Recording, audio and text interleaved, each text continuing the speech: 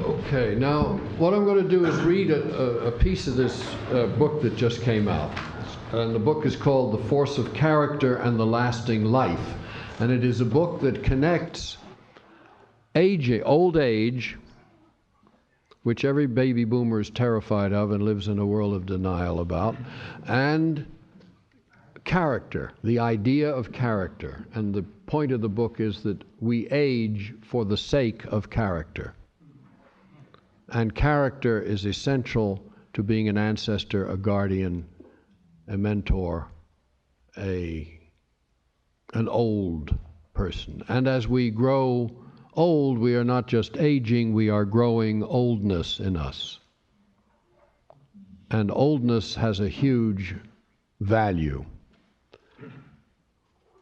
Now, I can't go into all of that, but oldness is a quality that we feel about trees and old paintings, old music, old walls, old shoes, old hats. It makes you, there's something you love about something that's old. You also hate certain things that are old, but deep emotion arrives with oldness. And we have only understood oldness in terms of aging as a process rather than as a state of being. So that's a major part of the book. But in between, the book's divided into three parts. The first part is called Lasting, and that tremendous strain that everybody wants to have longevity and last as long as possible. One of the hotels I was just in on this tour had changed the name of their fitness center to their longevity center. Fact. Wow. There's a fact, an essential fact. A symptomatic fact. Yeah, they should call it the Immortality Center anyway.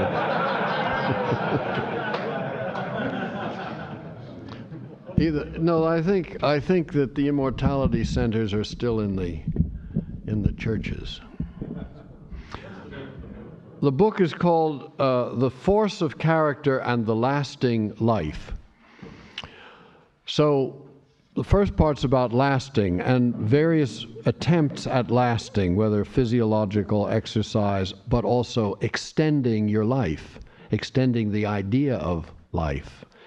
Life extension as extending it downward to descendants, as in the biblical sense of 7 generations, extending it into the world, and so on. There are many ways of extending life.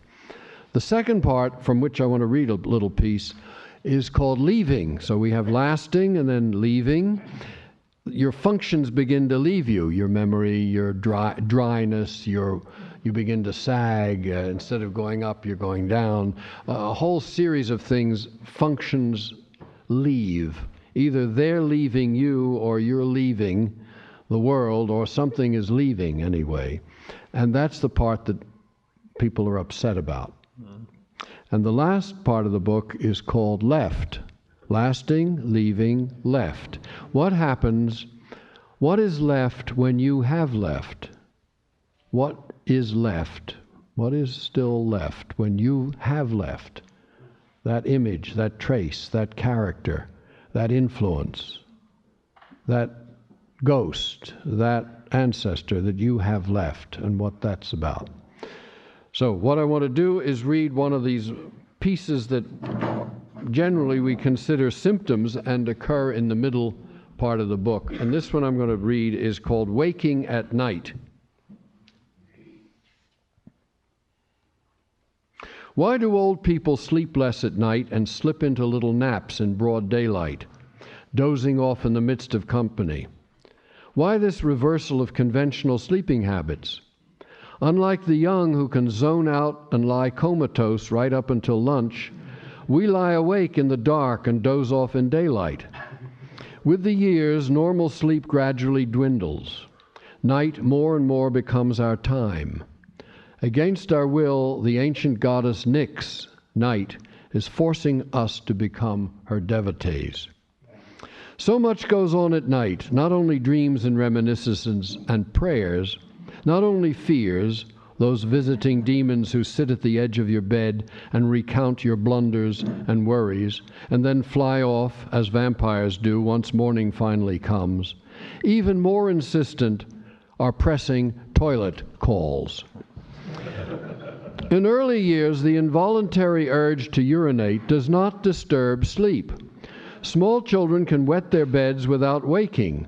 So strong is the child's need to stay asleep and to protect this sleep from waking in the night, with its often fearful intruders.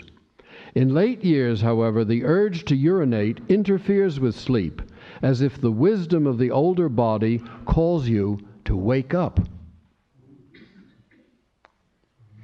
Suppose once in monasteries and nunneries, night watch was called vigil, and sleep was shortened on purpose, so that when the Lord of Temptations came calling and his minions tried to enter your thoughts at night, you could ward them off.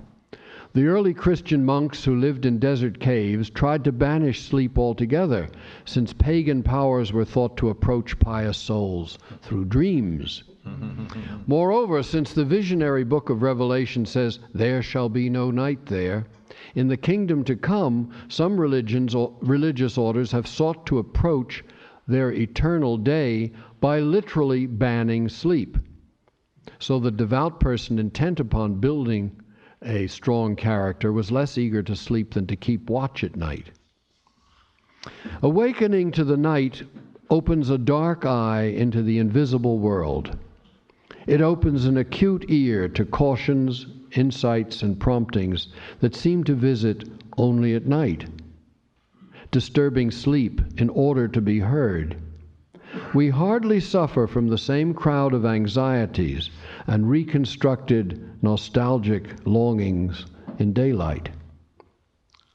This crowd of spirits that we call worry, self-castigation, anxiety, remorse, death terror, and erotic longing had similar names in the old world of the Mediterranean. For us, they are psychological abstractions, concepts like worry or remorse. For the ancients, they were personified figures, children of Nyx, of night, this female creature. And we can see these invisible persons, night's offspring, painted on vases and carved in relief, such figures as fatalistic foreboding. There was an actual figure called Moros. Another one was called Momos, fault finding. Another one was called Keres, or the punishers. They were children of night. Fantastic. Avengers, nemesis. Angry persecutors, Erinyes. Miserable distress, and Kypris, lustful longings. These are all considered to be the children of night who come in to your place. The Bible calls Nyx by another name, Lilith, the night monster, quote, roaming with her retinue in the darkest hours of the night. To dream on without waking seems not to be what aging physiology wants. Not only do the bladder, the sphincter, and the enlarged prostate play their roles in getting men out of bed at night, but so does a strange, newly studied change in circadian rhythm. Research on men in Denmark and Japan shows that something happens to the younger habitual patterns of urine production. Quote, healthy young adults produce urine 3 times faster during the day than at night. Although the older men in these studies produced the same total amounts of urine as younger men in any 24-hour period, older men were no longer retaining salt and water during the night. They were instead excreting more sodium at night and thus voiding more frequently. The report concludes by saying that some people with nocturia, meaning pissing at night, have disordered circadian rhythms. And there's not much you can do to regulate your body's clock. So this is what I mean about the wisdom coming out of the body, not out of the Dalai Lama's books. The wisdom comes out of the body. You're awakened at night and you're being taught something about waking at night. Your body has already made some radical change. We are reckless sodium givers.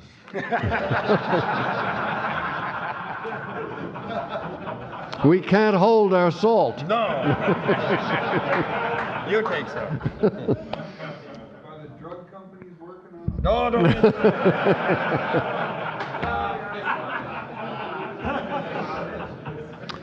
This on the drug company.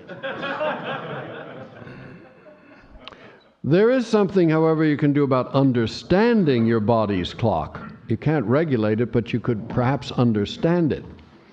Men are being forced to learn another rhythm. Women were not included in these studies initiated as inquiries into prostate disorders and repairs. The biological clock intends, let's say, to rouse us elders from sleep and awaken us to the darkness around us. Plato called for this awakening from darkness in his famous allegory of the cave.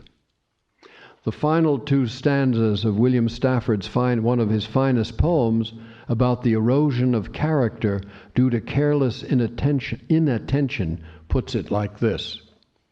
And so I appeal to a voice, to something shadowy, a remote, important region in all who talk. Though we could fool each other, we should consider lest the parade of our mutual life get lost in the dark. For it is important that awake people be awake, or a breaking line may discourage them back to sleep. The signals we give, yes or no or maybe, should be clear. The darkness around us is deep. So why are older men awakened into the darkness? See what happens when you turn what's going on into a metaphor, when you begin to see the body is not physiology only, it's also something else. Evidently, we sleep less in later years because our tasks change. If once we were to be sheltered by night herself, now we must learn from her offspring. Phantoms of fate, death, despair, blame, revenge, and desire won't let you rest. You have to discriminate among the invisible figures who share your home, even your bed.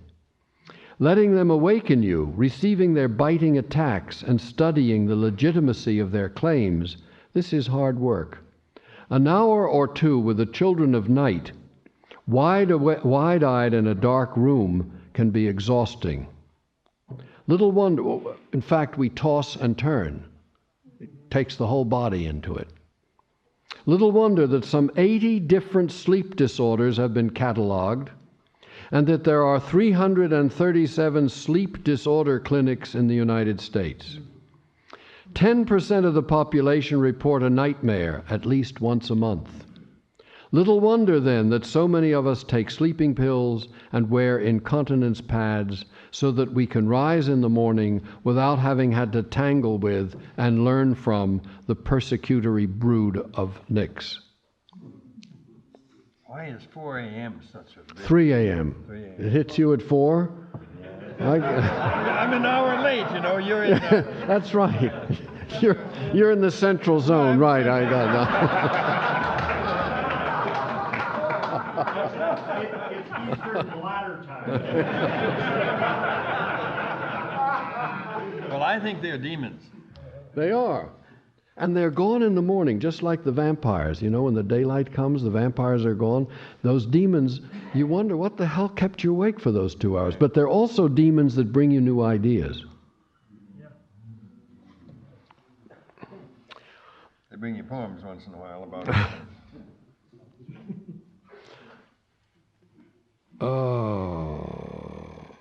I do believe she wants us to know her better. Perhaps she takes offense at our methods of avoiding knowledge of the night. Our culture's light pollution and its after-dark noise levels may be offensive to her. Who knows? What place outdoors and nearby is free of artificial light and the sounds of civilization? Now, I'm not talking about Moose Lake, of course. I mean, Jesus, I don't suppose there's a...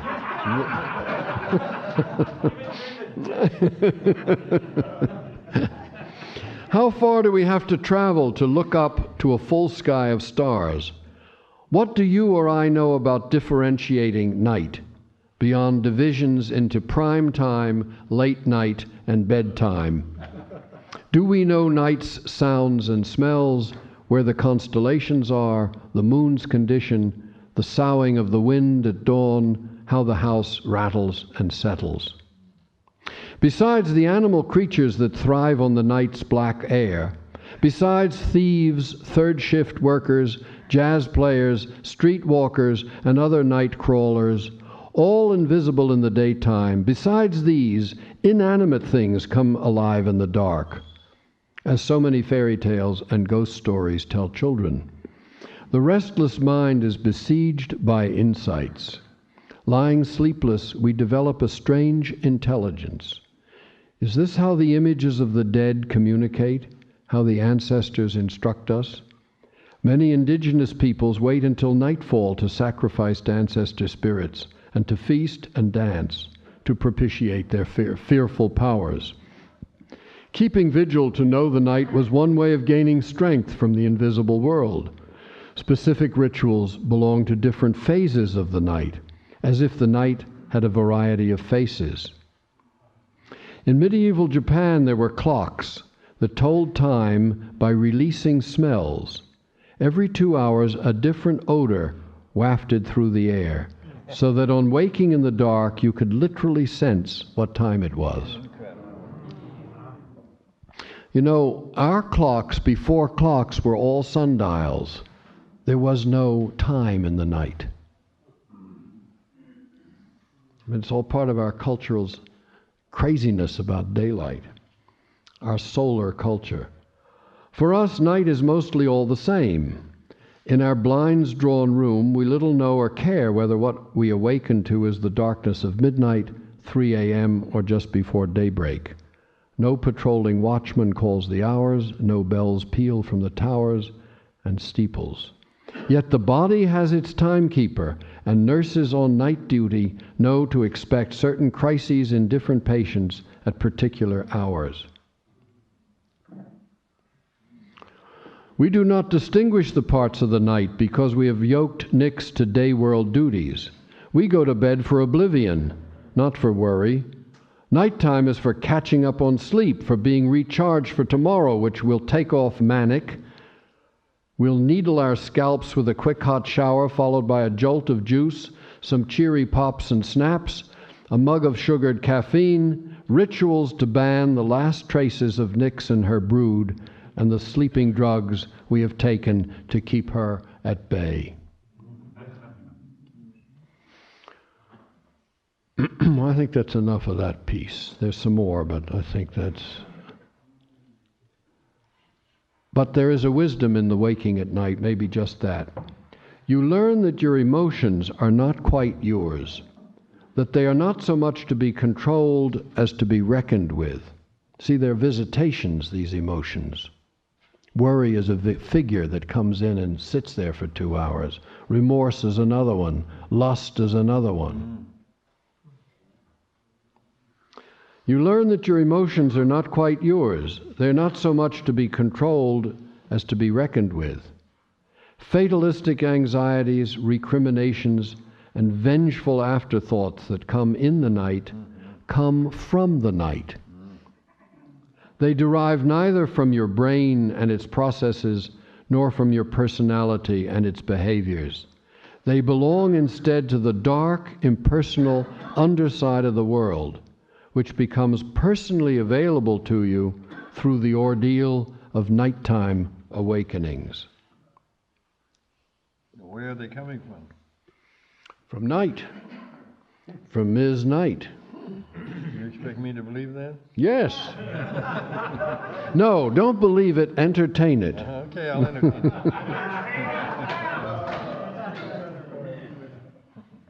Yeah, watch out what you believe, but entertain all kinds of things.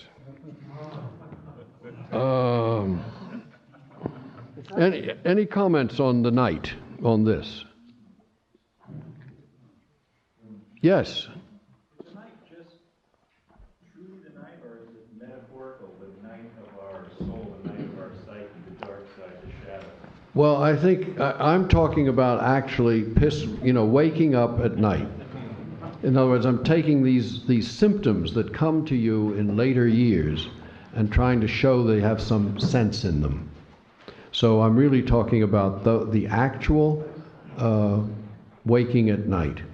But it elaborates into awakening to darkness, and that leads to what you're just saying. The dark side of the world. After all, 50% of the world is in darkness all the time. 50% of our lives is in nighttime. But you're saying that these night beings have been living around for a long time. Yeah. And they could be connected with ancestors or not, but they're very old.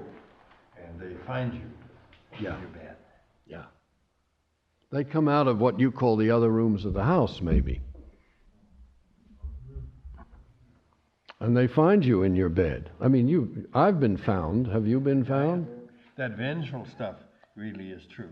Yeah. And it feels mad in the morning. Yeah. You already settled that whole thing, he said to you. But in the middle of the night, I want his address. You know, in the Indian music system, I don't know if it's every 4 hours or every 2 hours. That's interesting. Well, when you play through the night, you use a different, that's great. A different scale. Yeah. And each one of those scales, the ragas, has a different mood to it, a different feeling to it. So that's something, that's a very old culture of music, and something that they understood, that the music you play at 4 a.m. is not the same that you play at midnight or at dawn. It's great. You see, we don't have that. We take sleeping pills to ignore that information. It's great. Yeah. I just have a question about what maybe that information is all about, because it seems like in my experience of limited experience of insomnia, and the people that I've talked to, especially older people that have kind of experienced that up in the night kind of thing, a lot of it seems so petty, or little repetitive thoughts about the grocery list, or gee, I should have bought milk and there won't be enough, and they lay there for 3 hours, and that kind of stuff. Compared to sleep and sort of phantasmagoria of the dream life, it seems so minuscule and almost ridiculous, and I'm just wondering what that might be about. Well, I don't know what that might be about. I would think that it sounds as if trivia is one of the daughters of night. And that, some of the regurgitated input of the day comes up at night. But I still think that the night terrors and the night longings are below that. And the grocery list can be just a shield. It's sort of the lawyer of your night terrors talking to your lawyer.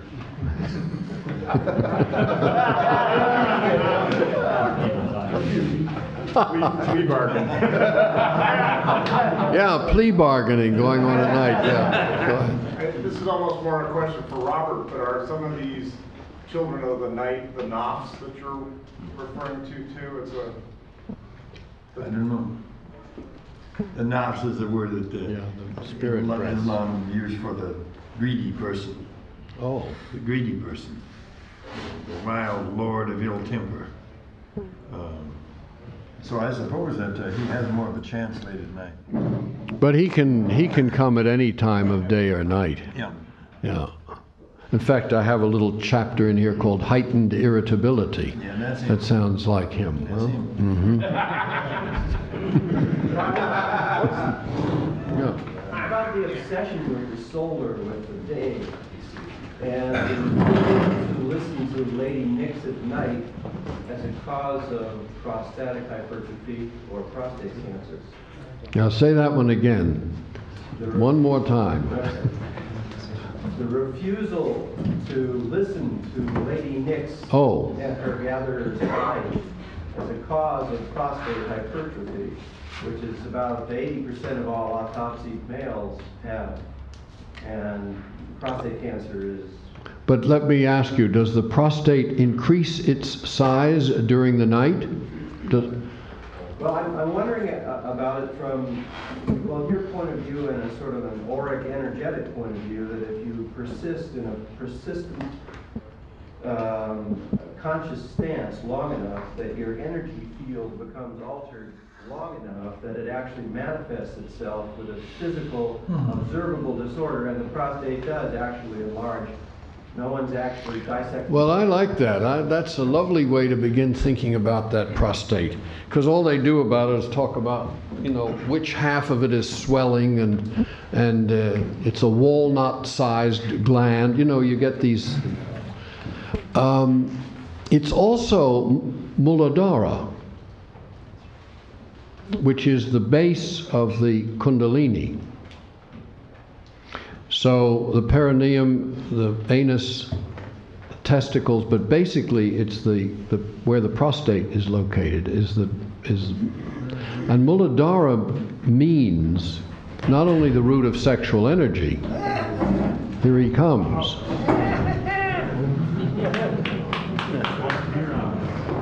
White fox. Is also, the word means the root, base, the community. It's the earth place of where one is, basically, as if to say one's village, one's family, one's earth, one's place. It doesn't just mean my personal energy. And that raises interesting thoughts about male isolation not being rooted in place and the possibilities of prostate distortion. I mean, if there is relations between bodily systems and cosmology, that our body is not only physiology, it's also cosmology. Is it possible, Professor, that, or Dr. James, however you prefer to be addressed, it's as simple as the old men are, the universe, our bodies are calling old man, I'm not an old man, to put on the fire. Just wait. And to put on the bread for the young men and for their families at 4 a.m. so that as we have experienced this weekend, someone comes at 4 in the morning and cooks a meal so that when we're ready to begin the day, we're ready. And is it possible that biology is just telling the old men or giving the old men that role? Get up and pray, do whatever. Get up and pee is what he said. Well, maybe they have to be forced. Get up. The Hopi. I mean, there are cultures all over the world where people got up at sunrise and it was just part of their experience. But in our culture, perhaps it is that this prostate, we need the prostate to give that pain, to send that message so that it happens. I think we get the pain because we're not looking at some things in our lives. It's like people become 50, 60, 70 years old in this culture and they get the house and the car and the golden parachute and the whole package and the prostate cancer because they're not looking at things, whatever that may be, which is what we're discussing. But many cultures wake up between 3 and 5 a.m. all over the world. Chinese look at it as lung time. It's the time the lungs are most active on the meridian clock. It's time to breathe. It's time to have inspiration, spirit come into the body. It's time to pray. So that may be one reason to get up.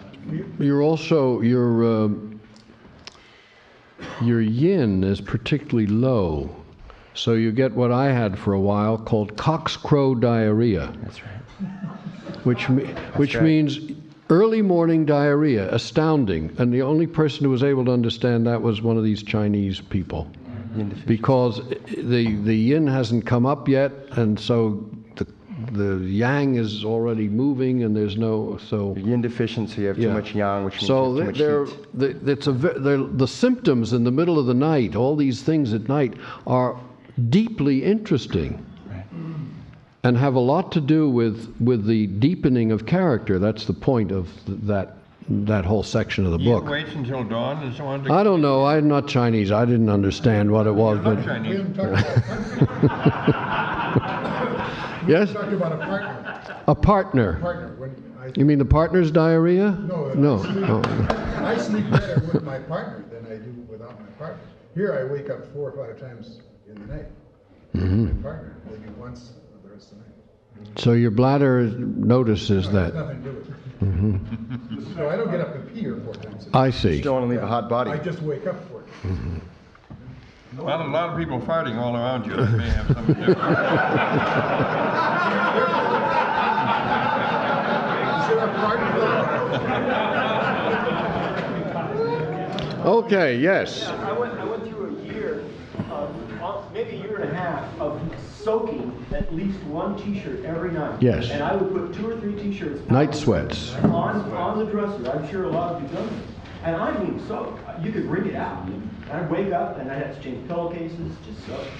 And what came of that? Anything? It stopped, you know, and now the most I get is just a little around the collar. That's about it. And I don't, We wrestle a lot with the spirits at night. I think that's the thing. There's a lot of, it's heavy work. I notice that when I get up in the middle of the night to pee, I don't want to go to the bathroom because I'll wake my wife. So I go outside and pee off the deck, which is something she doesn't like very much.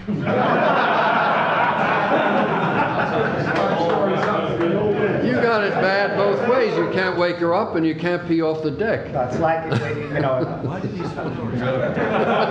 a man says something alone in the woods and a woman is not there, is he still wrong?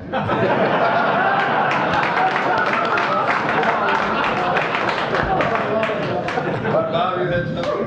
No, he hasn't finished it. Well, what I notice about it is that's such a satisfying time in the middle of the night. I look up at the stars, I breathe the night air, and it's a very sweet and sacred moment, that going outside to pee. That in the busyness of my day and maybe just ending the day and going to bed, from work to bed on a really hard day, it's that one time in the 24 hours that I might have a little place of soul and spirit. Well, that's very nice. I mean, that's a lot better than, getting up and staggering in the dark to the toilet and missing the toilet, I'm going to start that. I'm sure whoever cleans up the bathroom floor will appreciate that. Doug, yeah. I have some experience now of the waking up in the middle of the night, and as long as I felt like I needed to resist it and get back to sleep, then it's anxiety causing, Jesus That's Christ, good. I'm not sleeping. Yes. But giving into it and just saying, okay, here we are. What have I got cooking now? And thoughts of death usually, and then I'm glad that I'm still alive to be thinking about death. Seriously. And then comes wonderful ideas and strange things to think about that I didn't have time to. And after time, I may go back to sleep again. And I kind of like it. Just to have that time, to have these things come in. Okay, well, a couple more, and then I'll read something else, The yeah. way that I've learned to look at that is during the daytime, we have our workshop, in other words, called our day job that we go to and we do that stuff. And if we, as you say, entertain the idea that at night we have our workshop and we do the stuff like what Doug is talking about and allow ourselves to work on that stuff at night, and gives me the possibility of doing more than just letting the demon worry visit me. Then I allow all of the others to visit in a night workshop and do my night work. Good. The thing is, Yeah. night work's not jobs, those are like tasks. Like, anchors themselves in is so different. There's some heavy demons that still come, contrition and remorse and worry and things like that. I mean, I don't want to smooth it over. And they have a lot to do with deepening and bringing oldness into the soul. All right, so let's thank James for this, and remind him we're going to miss you.